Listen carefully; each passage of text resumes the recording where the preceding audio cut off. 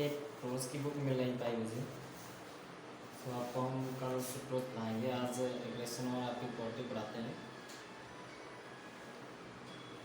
लेमेंट, लेमेंट यानी इसका मतलब क्या है? दुख। लेमेंट होता है शोकित गीत, शोकित गीत। इसने इसके राइटर पी.बी. शैली जी हैं, पी.बी. शैली जी। इसमें बताया गया है कि इंसान जो होता है, इस पोएम में the poem is about lost youth, यानी पोएम में यह बताया गया है कि इंसान जो अपने युवा अवस्था को खो देता है वो निश्चित ही रूप है कि कुछ ऐसी चीज़ को प्राप्त करता है जो हम जिसके बारे में ना चाहकर भी हमें प्राप्त करना पड़ता है, और फिर हम अपने पिछली ज़िंदगी के बारे में याद करते हैं तो मुझे दुख होता है जो कभी रिटर्न नहीं हो सकता। तो लिखा है कि आई एम श्योर, मुझे विश्वास है कि समथिंग कुछ है that everyone has the change the related to it stage in life, यानी जीवन का रंगमंच, जो जीवन का रंगमंच है, ये निश्चित तौर पे है कि वो हर सिचुएशन में कुछ समय बीतने के बाद हमेशा क्या होता है, परिवर्तित रहता है। In this poem, the poet sorrows at loss of self-confidence and optimism. यानी कवि कहना चाहता है कि इस पोएम में, इस कविता में इंसान जब अपने स्टेज को, यानी रंगमंच को, यानी अपनी अवस्था को चेंज करता है, तो वो जब अगली अवस्था में आता है तो अपनी पिछले ज़िंदगी के बारे में जब याद करता है उसे खुशी तो बहुत प्राप्त होती है, पर इस बात का दुख होता है कि वह कभी लौट के नहीं आएगा। ठीक है।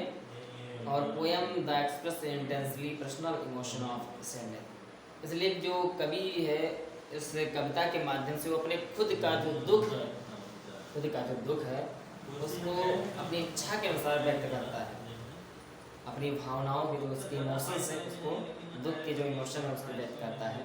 The poet lament the loss of his capacity of being happy, वो बताना चाहता है कि उसने अपने खुशी की जो क्षमता थी उसको किस तरह वो खो चुका है। फिर शुरू करते हैं कि ओ वर्ड, संसार, लाइफ, जीवन, टाइम, समय, ऑन इस पर बोझ में जिसका लॉस्ट अंतिम step means Kadam I miss मैं क्लाइम स्टार्ट, मीनिंग लेते चलो। राइट, क्लाइमिस ट्रेम्बलिंग कपकपाते हुए, वैद जहां स्टूड खड़ा, बिफोर पहले, स्टेप मिस कदम, ट्रेम्बलिंग कपकपाते हुए, ट्रेम्बलिंग कपकपाते at that where I had stood खड़ा, बिफोर मिस पहले, वैन मिस जब, रिटर्न मिस लौटना, ग्लोरी यश, योर मिस तुम्हारा, और प्राइम मिस होता है मुख।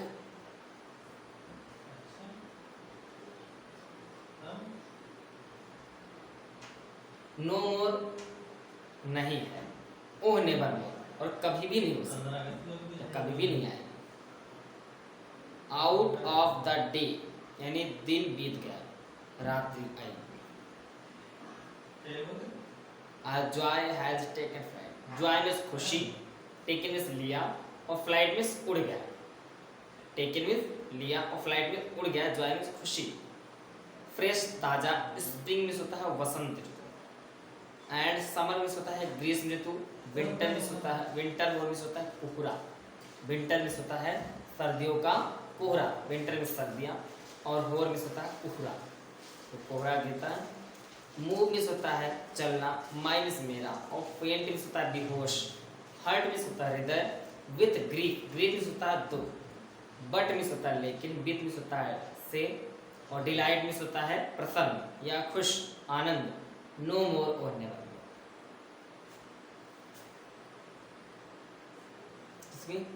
डिलाइट प्रसन्न या आनंद।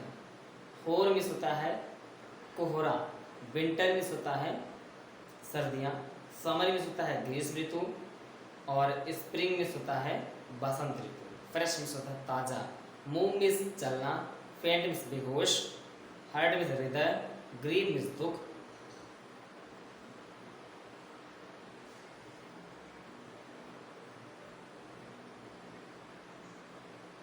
अठारह सौ 21 में ये कविता लिखी थी, और ये पी.बी. शैली के सबसे इम्पोर्टेंट कविता है, इससे मेन कविता है। अभी शुरू करते हैं।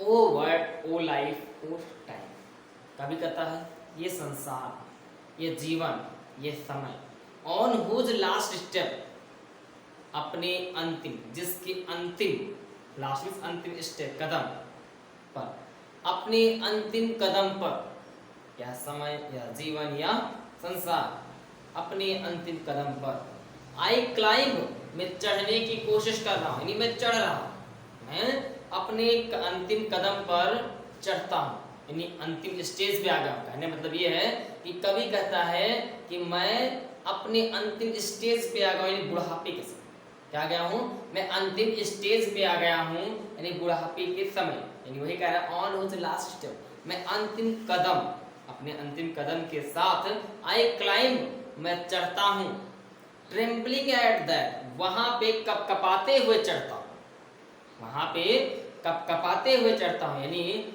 जब कोई इंसान बुढ़ा होता है, बूढ़ा होता है, तो लाठी डंडे का सहारा लेता है और उससे चलता है, तो हाथ पैर उसके कांपने वैसे भी लगते हैं।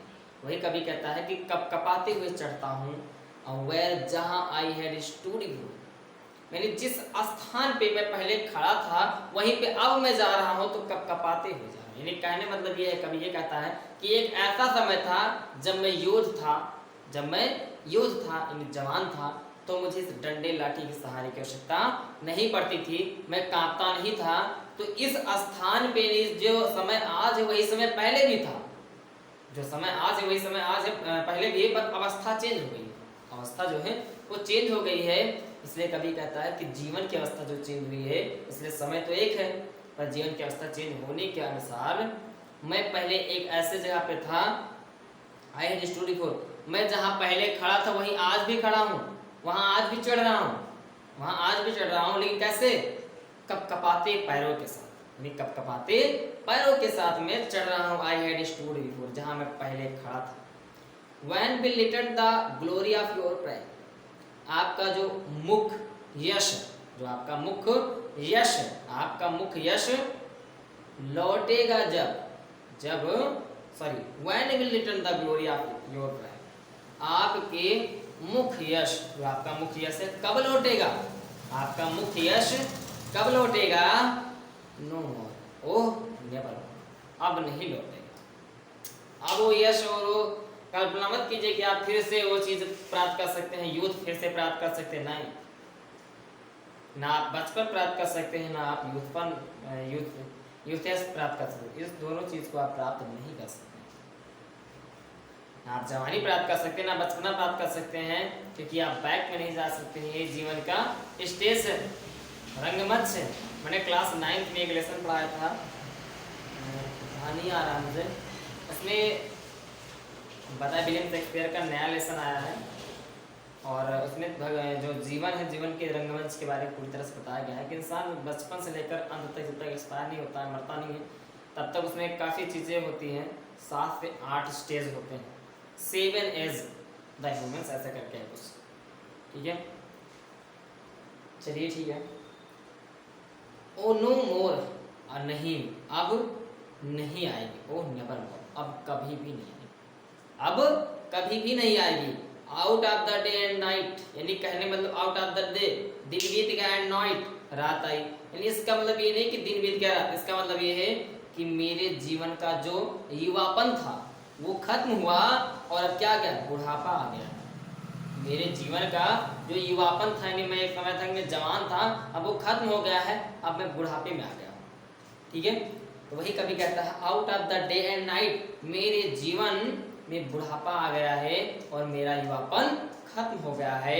आज जो एक खुशी थी टेकन फ्लाइट, मेरी जो एक खुशी थी, एक समय था कि मेरा जो युवापन था वह खुशियों से भरा हुआ था, वो अब उड़ गया है। तो क्या हो चुका है, वो अब उड़ गया है, अब नहीं है मेरे पास वो खुशी। फ्रेश स्प्रिंग, ताजे बसंत के मौसम, ताजे बसंत के मौसम, एंड समर, ग्रीष्म गर्मियों का मौसम, एंड विंटर और सर्दियों का मौसम, सर्दियों का मौसम कोहरे से भरा हुआ, अब वो सब चीजें नहीं है। मूव माई फेंट हृदय विथ ग्रीफ, मैं टहलता हूँ लेकिन दुख से भरे हुए एक बेहोश हृदय के साथ, दुख से भरे हुए एक बेहोश हृदय के साथ घूमता हूँ। उस सर्दियों के कोहरे में मैं दुख से भरे हुए हृदय एक बेहोश हृदय के साथ घूमता हूँ। दुख से भरे हुए एक बेहोश हृदय यानी हृदय के साथ कोहरे में घूमता हूँ, बट विद डिलाइट, आनंद के साथ, लेकिन आनंद के साथ, क्योंकि वो समय बीत गया, दोबारा वो समय आएगा नहीं। तो जिस समय में मैं जी रहा हूँ वो तो मुझे दुख है ही है कि हाँ मेरा जो युवापन है वो खत्म हो गया है, लेकिन जो हम जी रहे हैं उसको भी खुशी खुशी जिए, तो वही एक सच्चा जीवन होता है या संघर्षशील जीवन होता है। ठीक है, नो मोर और नेवर मोर, अब नहीं और अब कभी भी वह नहीं आएगा। क्या मेरा युवापन नहीं आएगा, मेरा बचपना नहीं आएगा। जिसमें दुख है, कभी ने अपने दुख को व्यक्त किया, एक्सप्रेस किया है। आई होप यू अंडरस्टैंड्स, मैं आशा करता हूँ आप लोग समझ गए होंगे। अगर नहीं समझ में आएगा तो कमेंट कीजिएगा, बताइएगा। ऐसे जिसको भी नहीं समझ में आएगा कमेंट कीजिएगा। आई एम श्योर कि दोबारा मैं आपके जो डाउट्स हैं क्लियर कर पाऊँगा। ओके, tomorrow आपको हम रोज पढ़ाएंगे फर्स्ट लेसन अगर से with basket, so all students listen carefully. Tomorrow whenever you will come to read about it, then you can read, you read the book. Okay, आप लोग किताब पढ़ते हैं तो हम तुम्हारा कल पढ़ाएंगे। ओके।